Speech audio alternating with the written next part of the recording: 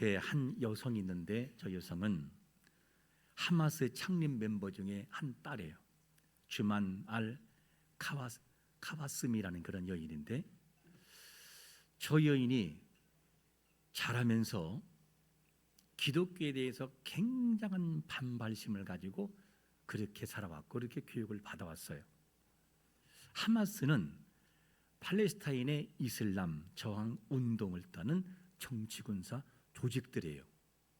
다른 말로 한다면 이슬람 저항 운동이라고 말합니다.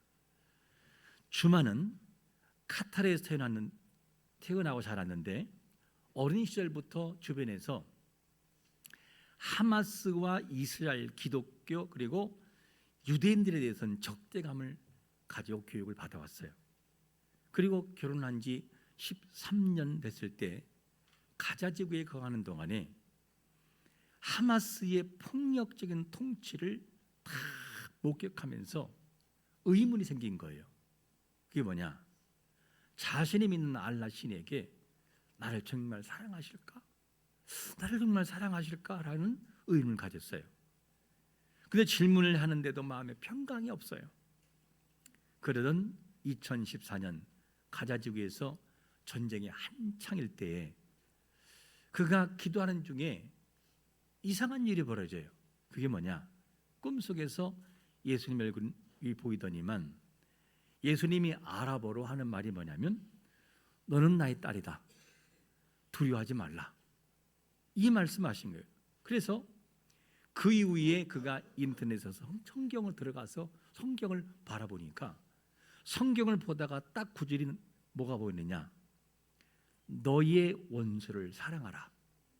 그동안은 자기 배울 때는 원수에 대한 몇 배의 보복을 배웠는데 예수님의 사랑은 원수를 사랑하라 라는 이 주제에 있었어요.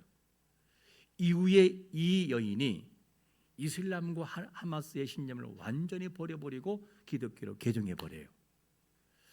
이와도 또 다르게 하마스 지도자의 아들인 모사브 하산 유세프라는 사람이 또 개종하게 되고, 그리고 사우디 공주도 쿠웨이트 왕자도 개종하는 사건이 벌어져요. 이건 누가 하는 거냐? 성령 하나님께서 이제는 마지막 때가 됐기 때문에 초자연적인 역사를 통해서 역사한다는 사실을 우리가 인정하지 않을 수 없어요. 여러분, 하나님의 역사하고 있음을 믿으시기를 축원합니다. 하나님이 아셔요. 그런데 특징이 뭐냐면 기독교로 개종한 사람들의 삶의 모습에서 과거의 폭력적이고 안 좋은 이 사람들이 기독교 돌아와 말씀을 듣고 난 다음에 변화를 가져와요. 완전한 변화를 가져와요. 그리고 그리스도의 인의 삶으로 살아가는 것을 보게 됩니다. 그러므로 그리스도를 믿어 살아가는 성도에게는 반드시 변화를 가져오는 것이 정상인 것을 믿으시기를 축원합니다. 변화를 가져와야 돼요. 오늘 말씀을 읽은 내용도 그리스도인의 삶의 태도에 대해서 종합적인 주제로 말씀합니다. 우리가 안 읽었지만 1절부터 5절까지는 그리스도인들의 기본적인 삶이 어떻게 되냐라고 하는 것을 다루고, 그리고 오늘 말씀은 그리스도인들이 실제 삶에서 어떤 삶을 살아가야 되느냐라고 하는 것을 말씀으로 대입하고 있어요. 그러면 그리스도를 믿는 자들이 반드시 알아야 할 것이 뭐냐? 오늘 본문에서는 첫 번째로 이렇게 말합니다. 믿는 자들에게 뭐가 있다? 영생이 있음을 알라. 한번 13절을 같이 읽어볼까요? 시작. 내가 하나님의 아들의 이름을 믿는 너희에게 이것을 쓰는 것은 너희로 하여금 너희에게 영생이 있음을 알게 하려 함이라. 자, 우리 여기서 한번 이렇게 질문할 수 있어요. 아니, 저 말씀을 왜 갑자기 하는 것일까? 왜 사도 요한은 저 말씀을 영생이 있다는 말을 꺼냈냐는 거예요. 주제가 뭐 때문에 꺼내느냐? 당시에는 교회가 소규모 교회들이 많이 있었어요. 근데 소규모 교회들 안에 뭐가 생기느냐? 갈등이 생기기 시작을 했었어요. 뭐 때문에 갈등이 생기느냐? 그들은 예수님을 믿고 구원을 받는다는 것을 알고 있었는데, 근데 갑자기 누가 들어오느냐? 영주의자들, 즉 지식적인 부분을 강조하는 이들이 들어오는 거예요. 들어와서 더 높은 영적인 지식을 소유한 자가 참된 신앙을 소유한 사람이다. 이런 주제를 가지고 계속 얘기하는 거. 더 높은 지식, 예수 아니다. 그러니까 교회 안에 굉장한 갈등이 생기는 거예요. 그래서 사도 요한은 이런 자들을 향해서 뭐라고 딱 단정 짓느냐? 요한일서 2장 19절에 보니까 이렇게 단정을 져요. 그들이 우리에게서 나갔으나 우리에게 뭐라고요? 속하지 아니하였나니 만일 우리에게 속했더라면 우리와 함께 거했으려니와 그들이 나간 것은 다 우리에게 속하지 아니함을 나타내려 함이니라. 자, 그러니까 이 거짓 교사들이 거룩한 교회에서 뛰쳐나가 버리고 다른 진리를 주장하는 저들이 벗어난 것은 뭐냐면 그들이 잘못된 길이기 때문에 그런 것이다. 이 얘기를 하고 있어요. 참된 진리를 버리고 떠난 자들은 주로 어떤 자들이냐? 이거를 주장해요. 십자가에 돌아가신 예수님은 참 하나님이 아니다. 이 얘기를 하는 거예요. 그 예수가 참 하나님이 아니라고. 그리고 또 뭘 주장하느냐? 예수님은 완전한 인간도 아니라는 거예요. 또 뭘 주장했느냐? 예수는 육신에 잠시 머물러 있다가 떠나가 버리기 때문에 고통이라는 걸 모른다. 이런 걸 자꾸만 주장하는 거였었어요. 그리고 구원받는 거에 있어서 예수를 믿음으로만 충만하지 않고 영적인 깨달음이 필요하다는 영재주의적인 사고를 그냥 교인들에게 불어넣어 버린 거예요. 그러니까 교인들의 마음속에는 뭐가 생기냐? 의심이 생기는 거예요. 이게 뭐가 맞지? 이런 말을 듣는 교회 안에 사람들은 자꾸만 흔들리기 시작을 하게 되고 사람들이 자꾸만 흩어지기 시작하는 거예요. 그래서 교회 안에 거짓된 교리가 들어오는 것이 그렇게 무서운 거예요. 잘못된 교리. 왜 교회가 교회 밖에서 성경 공부를 하지 말라고 하냐면 밖에서 성경 공부를 하면 무슨 일이 생기느냐? 그 말이 이상이 없다 할지라도 이렇게 생기는 거예요. 교회 안에서 참된 진리를 증거하고 있는데 다른 복음을 자꾸 듣다 보면은 뭐가 생기느냐? 갈등이 생기기 시작을 해요. 뭐가 생기죠? 분란이 생겨요. 어떤 분란입니까? 왜 저 사람은 이렇게 얘기하는데 이 사람은 우리 교회 이렇게 얘기하지? 뭐가 맞는 거야 대체? 그러면서 갈등이 생기기 시작을 해요. 그러므로 성경 밖에서 성경 공부를 하지 말라는 이유가 거기 있는 거예요. 바로 그때부터 문제가 생기기 시작하고 다른 유튜브라든가 이런 걸 자꾸만 보는 이유가 뭐냐? 그런 거를 보므로 문제가 생겨서 결국은 교회가 어떻게 되느냐? 분란 생긴다는 거예요. 그래서 이런 거를 막는 게 중요한 것이죠. 이 교회 안에도 이런 일이 생겼어요. 자꾸만 영지주의자들이 다른 교리를 주장하다 보니까 도대체 뭐가 맞는 거지? 뭐가 맞는 거야? 라고 사람들이 자꾸만 오해가 생기게 되고 우리가 예수 믿는 거 가지고는 안 되나? 이거 가지고 구원이 혹시 안 되는 거 아닌가? 이런 의심이 생기는 거였어요. 그래서 이거를 알았던 사도 요한이 뭘 얘기하는 거냐? 여러분, 예수를 믿는 사람들에게는 영생이 있습니다. 그래서 너희에게 이것을 쓰는 것은 너희로 하여금 너희에게 영생이 있음을 알게 하려 함이라. 할렐루야. 예수 믿으면 구원이 있는 것이지 다른 것이 아니다. 예수를 믿으면 구원이 있다는 사실이, 영생이 있다는 사실을 흔들리는 성도들에게 요한은 가르칠 필요가 있었어요. 그래서 이 얘기가 나온 거였습니다. 여러분, 성경 우리에게 구원을 뭐라고 말하죠? 요한복음 1장 12절은 완료형으로 말하는데 1장 12절을 보시면 영접하는 자, 곧 그 이름을 믿는 자들에게는 하나님의 뭐가 돼요?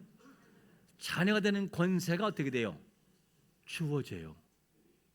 현재 바로 그 순간 이루어지는 완료로 구원이 임한다는 거죠. 그리고 로마서 10장 9절과 10절에서는 뭐라고 말씀하느냐? 내가 만일 내 입으로 예수를 주로 시인하며 또 하나님께서 그를 죽은 자 가운데서 살리신 것을 누구의? 너의 마음에 믿으면 구원을 받으리라. 사람이 마음으로 믿어 의에 이르고 입으로 신하여 구원에 이른다는 거예요. 이거를 바로 가르치고 있어요. 그러므로 이 말을 좀 더 구체적으로 말씀드리면 무슨 말이냐? 예수 믿는 게 뭐지요? 뭐를 믿는 거예요? 그냥 교회만 나오는 게 예수 믿는 건가요? 아니면 아버지가 믿는 하나님 믿어요 라고 하는 게 믿는 거냐는 질문이에요. 그게 아니고 구체적으로 예수 믿는 건 어떤 것이냐면, 나는 아담 이후의 후예로서 영원한 죽음에 이른 아담의 후예이다. 나는 죄인이다. 그런데 하나님의 아들이신 예수님이 나의 죄를 해결하기 위해서 신이신 그분이 인간의 몸으로 오셨고 인간이 되셨다. 그리고 내 죄값을 지불하기 위해서 십자가상에 돌아가 죽으시고 모든 죄값을 다 지불하셨다. 내가 한 것이 아니라 누가 했어요? 예수님이 하셨다. 그러므로 나는 한 것이 없지만 나의 죄를 대신 짊어지고 돌아가신, 죄를 다 지불하신 그 예수님은 내가 믿는다. 그분을 믿으면 그분의 의를 나의 의로 누가 인정하느냐? 하나님 아버지가 인정하심으로 자녀의 권세를 주신다는 거예요. 그리고 예수님은 죽음에서 사흘 만에 뭐였어요? 부활하셨다. 부활하신 예수님은 승천하셨고 지금 어디 계시냐? 보좌 우편에 앉아 계시고 반드시 그 하나님의 때에 이 땅에 재림하실 것이다. 나는 이것을 믿는다. 이게 예수를 믿는 거예요. 그거를 믿는 자들에게 구원이 임하는 걸 믿으시기를 축원합니다. 그거를 믿는 거예요. 그냥 내 행위가 아니고 예수를 믿는 거. 그렇게 구원이 임한다. 그런데 교인들이 어떻게 했어요? 당시에 교인들이 이게 흔들렸어요. 어떻게? 야, 예수 믿는다고 되냐? 그거 가지고 안 된다. 그거 가지고 안 되고 다른 거를 추가해야 돼.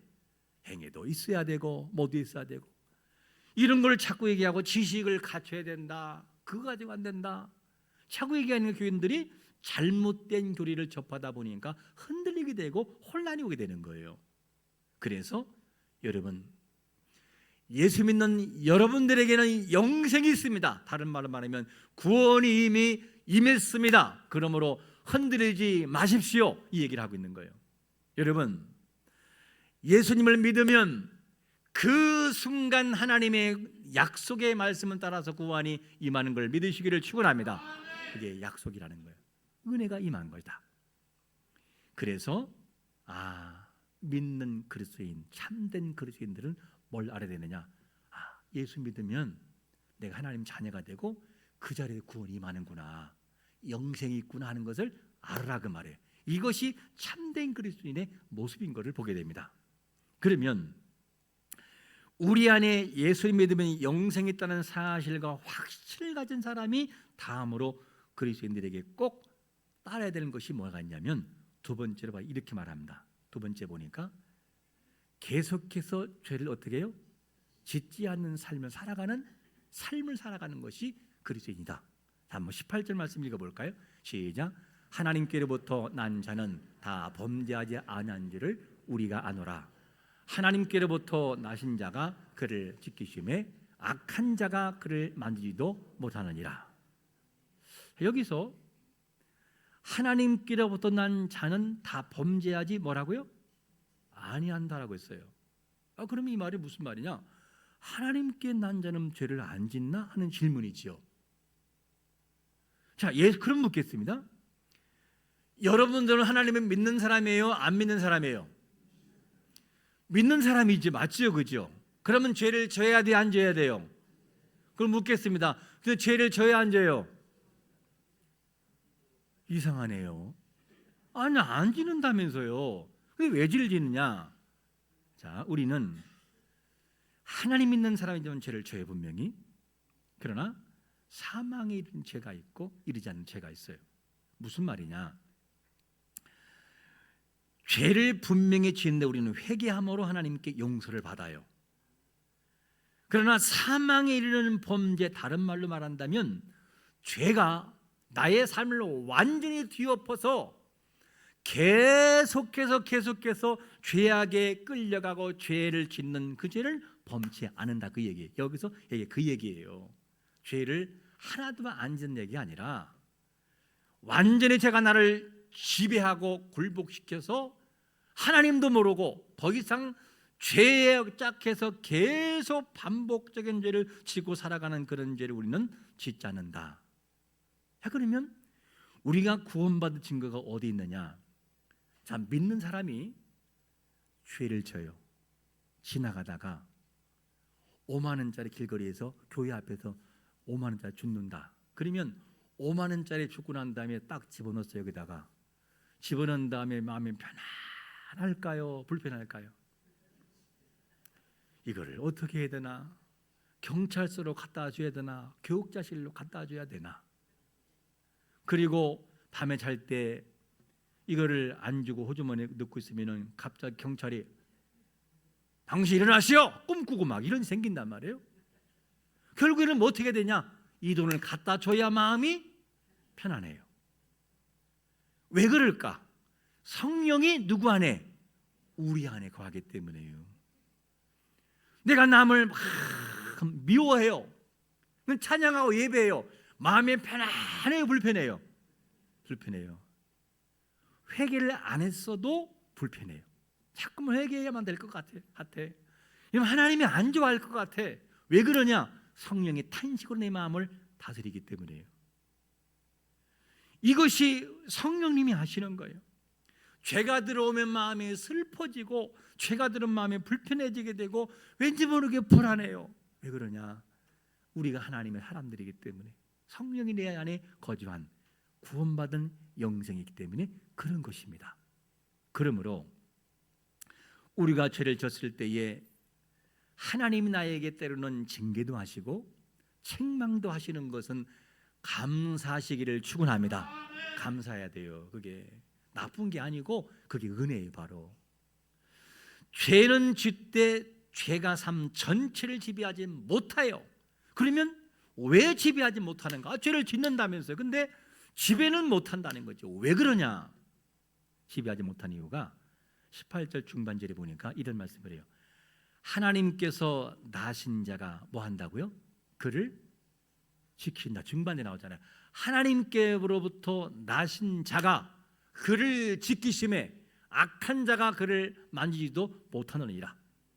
그러면 여러분, 하나님께 나신 자가 누구죠? 누구예요? 하나님의 아들이신 예수님이라고요.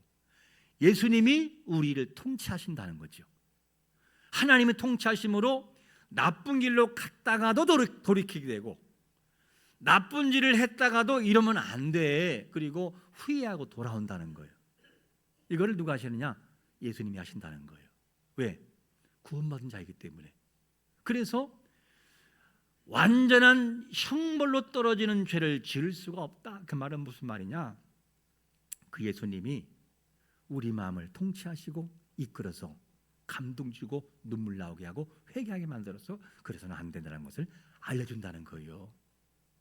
그렇기 때문에 우리는 삶이 모든 죄가 우리를 지배하지 못한다. 이렇게 말씀하는 것입니다. 여러분, 그러면 아직 안 돌아온 사람은 뭐냐?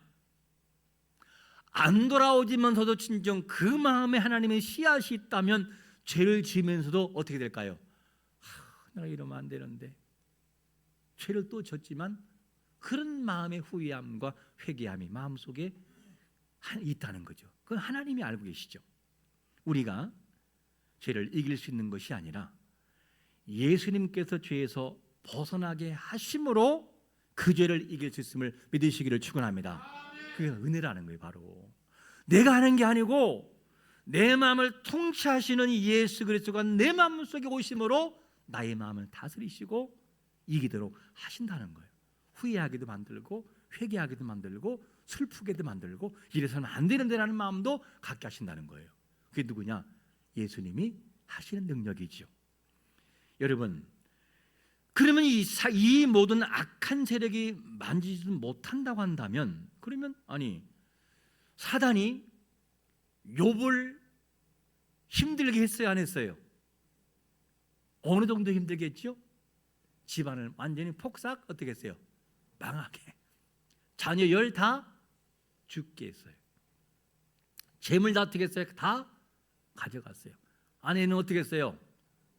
안녕하고 어떻게 했어요? 떠나가 버렸어요. 종들은요 무시했어요. 남은 건 자기 그나마 몸에 질병, 피부병이 있어요. 이게 건들잖아요. 사람의 목숨까지도. 자, 그런데 사단이 활동했던 영역은 하나님의 허용이라는 바운드라이를 벗어나지를 못해요. 하나님이 이렇게까지만 해봐. 그리고 하나님은 뭐냐? 단 욥의 목숨은 건들지 마. 그러니까 건드려요, 못 건드려요? 못 건들잖아요. 다 가져가는데 목숨은 더 건들지 마. 못 건드려요. 무슨 말이냐? 사단이 활동하는 영역은 사단의 의지로 구원받을 사람을 구원 못 받게 하는 정도의 위력을 발생할 수 없다는 거예요. 왜? 하나님의 통치가 있기 때문에. 그러므로 사단의 모든 영역은 누구 손에 있다? 하나님 손에 있다는 거예요. 벗어날 수 없어요. 그게 뭐냐? 하나님의 통치와 피조물인 사단의 역사예요. 그 사단이 만지지 못한다는 이 말은 무슨 말이냐면, 그 영혼이 예를 들어서 하나님의 잘 믿는 이 백성이 사단이 이간질함으로 나 하나님 안 믿어, 예수 믿어 부인한다라고 하는 그런 정도의 그 이력으로 그 영혼을 지옥으로 못 보낸다 그 말이에요. 왜? 하나님 허락하지 않기 때문에. 그러므로 우리가 잠시 짤막한 영향을 받을 수 있으나 사단의 권세가 우리를 절대 넘어지게 만드는 일은 할 수 없음을 믿으시기를 축원합니다. 하나님의 일하심과 능력이에요. 왜? 자녀이니까. 이런 확신이 우리에게 반드시 있어야만 됩니다. 그러므로 하나님께 난 자들은 사망에 이르는 죄를 영원토록 짓지도 않을 뿐더러 그 죄를 짓도록 하나님이 그냥 두지도 않는다는 거예요. 그렇기 때문에 구원이 성립되는 걸 믿으시기를 축원합니다. 성도는 반드시 그래서 예수님을 알아야 돼요. 어떻게? 바로 알아야 돼요. 예수님을 바로 알고 믿을 때 어떤 은혜가 주어지느냐? 20절 한번 같이 읽겠습니다. 20절 시작. 또 아는 것은 하나님의 아들이 우리를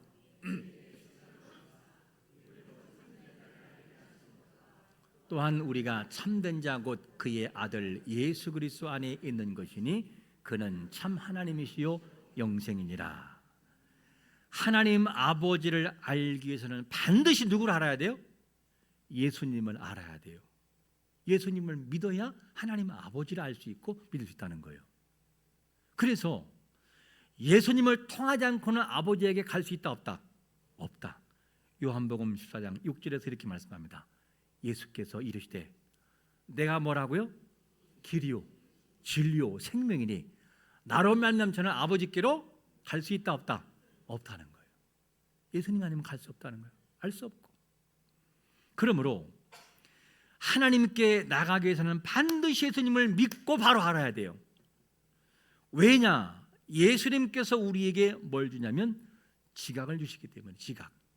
앞에서 말씀하는 것처럼. 그럼 그 지각은 하나님이 어떤 분인지를 아는 능력이 지각. 지각이 뭐냐? 판단력, 분별력, 이해력 다 지각이에요. 아, 하나님 아버지가 나의 아버지구나. 그리고 안다는 걸 누가 주시냐?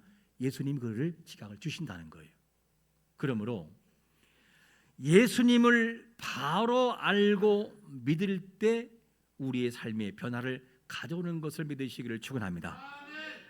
그리고 참된 그리스도인은 예수님 안에 거하면서 영생을 소유하신 참 하나님을 알고 그분 안에 늘 거한다는 거예요.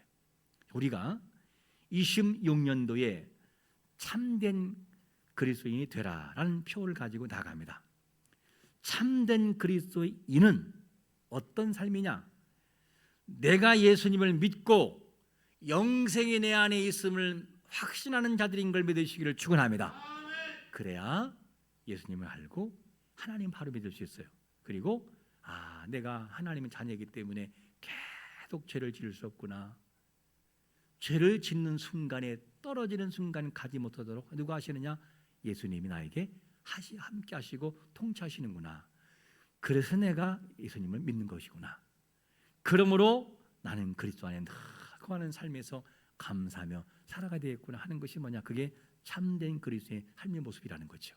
그러므로 이 모든 것들, 영생이 있음을 아는 것도, 계속의 죄를 짓지 않는 것도, 그리스도 안에 거하는 것도 내가 할 수 있는 것이 아니라 지각을 주시는 예수 그리스도가 내 마음을 통치하심으로 주님을 고백할 수 있음을 믿으시기를 축원합니다.